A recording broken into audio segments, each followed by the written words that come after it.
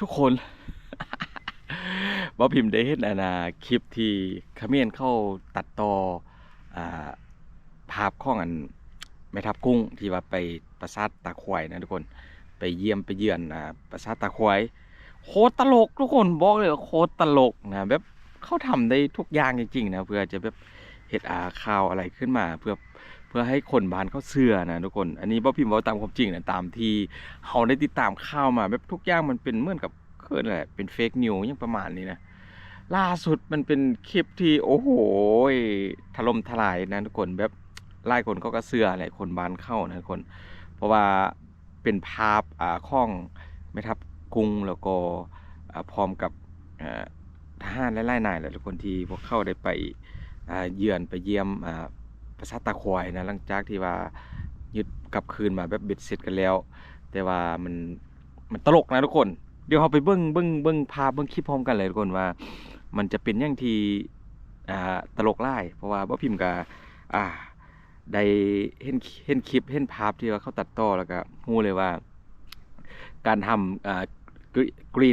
นสกรีนนะทุกคนกรีนสกรีนก็คือแบบใส่ซักลั่งเป็นสีเขียวแล้วเขาสามารถขี่ออกก็คือในนามที่บ่พิมพ์มาทำคลิปทำอย่างบ่พิมพ์ก็ทำเป็นนะทุกคนแบบนี้มันก็บ่ได้มีอย่างแบบยุ่งยากเลยเพียงแค่ว่าจัดซักลั่งเป็นสีเขียวแล้วก็จัดไฟทางด้านหน้าด้านล่างด้านข้างไฟมันเสมอกันแล้วก็ขี่ออกเขาก็เลยว่าตัดภาพของเราทหารไทยนะที่ว่ามีแม่ทัพอยู่ในเครื่องกลางนะทุกคนแล้วก็มีทั้งกองถ่ายทำมีทั้งกองวิดีโอกองถ่ายรูปเยอะแยะไปหมดทุกคนนี่ถ้าว่ามันเนียนบ่ทุกคนถ้าดูดีๆมันบ่ได้เนียนนะทุกคนแต่ว่าคนเอาง่ายๆซะคนที่แบบเข้าโบฮูจักคำว่าตัดต่อหรือว่าการตกแต่งภาพแบบนี้นะคนการจัดซากซากสีเขียวนี่นะกรีนสกรีนนะทุกคนเป็นซากสกรีนซากเขาเอิ้นสกรีนออกสกรีนด้านล่างออกนะทุกคนแบบโอ้โหหลายคนก็คงเชื่อแหละนะทุกคนว่านี่คือภาพจริงว่าทหารไทยเข้าทำการตัดต่อภาพออกมาโดยการใส่เป็นซากล่างวันนี้ทุกคนนี่มันก็แบบตัดเอาภาพจริงอยู่ในนี่ทุกคนเปรียบเทียบเลยเลื่อนให้ดูทุกคนแล้วคล้ายๆเขาเปรียบเทียบคือกับว่าเหมือนกับภาพจริงนะทุกคนเห็นบ่จะเอาภาพตัดเอาภาพตอนแม่ทัพแล้วก็หลายๆคนไปนะทุกคนนี่ก็เป็นฝีมือของนักตัดต่อของคนไทยทุกคนเขาทำให้ดูเลยฉันแล้วทำไมไม่เอาเราซูเปอร์ฮีโร่ครบทุกตัวเลยทุกคนเลยไปตัดต่อสิด้วยนะครับเพราะนั้นทุกคนกระตลกนะทุกคนเห็นแล้วกระตลกดีว่าเข้ากาทำได้ไงนี่เอาว่าภาพจริงทุกคนนี่เลยคือภาพจริงภาพนี้กระทึกคอมเมนต์เอาไปตัดต่อนะทุกคนว่าด้านล่างเป็นซักเขี้ยวหรือว่าเป็นซักสกรีนออกนั่นแหละแต่ว่าที่จริงคือภาพจริงทั้งหมดก็คือแม่ทัพเพิ่นได้ไปเลี้ยงซอยจุนะซอยจุให้กับทหารทุกคน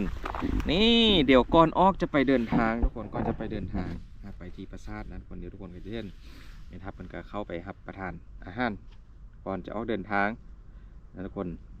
คือว่าคลิปนี้ก็หลายคนโบฮูว่าเคยเห็นมาก่อนหรือบ่ทุกคนมาเดี๋ยวว่าพิมจะพาทุกคนไปดูเลยมื้อนี้ก็เอาคลิปมาให้ดูนะหลายคนเห็นแล้วก็โอ้ดีใจนะทุกคนที่ว่าทำให้ทัพเพิ่นได้ไปเยือนโดยตัวเองนี่มาถึงกันแล้วทุกคนก่อนจะไปเข้าตัวตัวปราสาทกาแบบได้เข้าไปทักทายทหารก่อนให้กำลังใจหลายๆคนที่ว่าเข้าอยู่ปฏิบัติหน้าที่นะทุกคนนี่ก็เป็นคลิปที่ข้างบ้านเอาไปตัดต่อว่าเป็นคลิป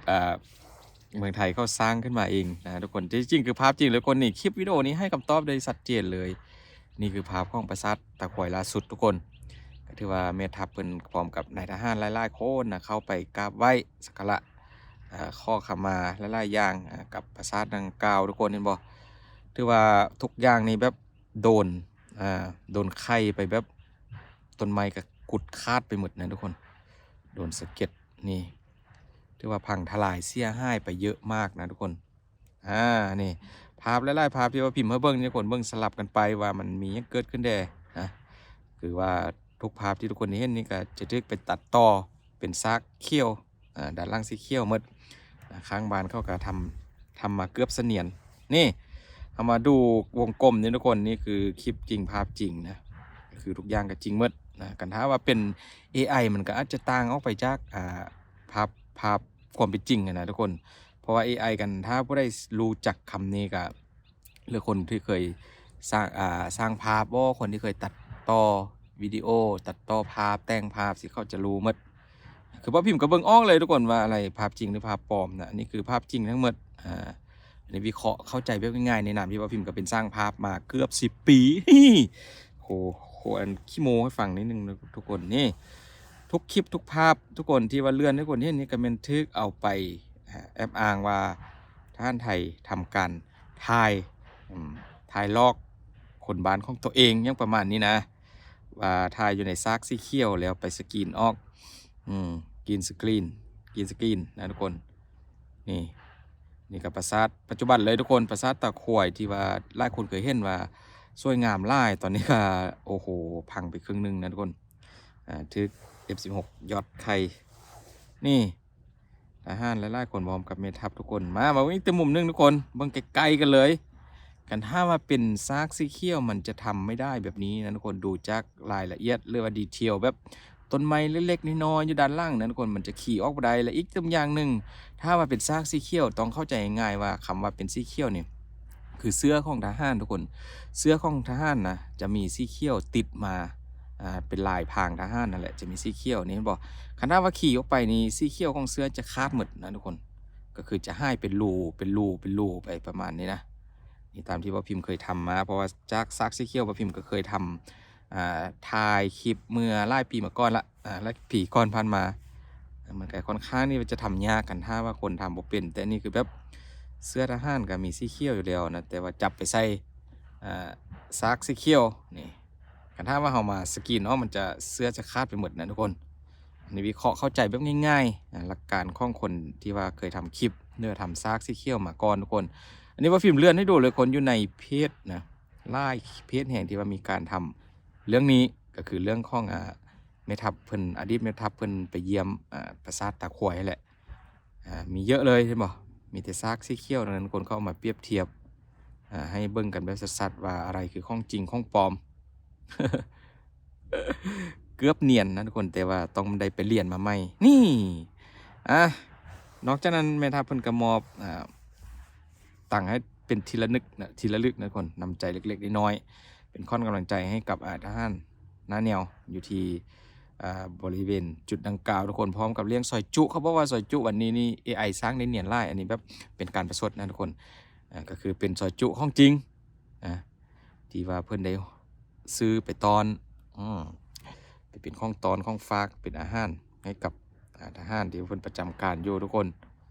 คลิปนี้ผู้หัวไล่คนเคยเห็นมาก่อนหรือบอทุกคนว่าพิมพ์ว่าบ่เคยมีพระเห็นนะนี่พยายามไปเอามาให้ดูทุกคนเห็นบ่แต่ก็มีไล่ซื้อลงไปแล้วนี่ดูกันยาวๆเลยว่านี่มันคือ AI ใช่ไหมที่จริงมันไม่ใช่นะทุกคน ระหว่าง AI กับซากกินสกรีนนี่มันก็จะต่างกันแน่นะทุกคนกินสกรีนก็คือแบบจับเอาคนไปถ่ายอยู่ในซากแล้วก็สกรีนด้านล่างออกสีเขียวออกเราสามารถเอาภาพหรือวิดีโอจากจุดอื่นมาใส่ประกอบได้ใส่ด้านล่างแทนสีเขียวได้ทุกคนแต่นี่คือ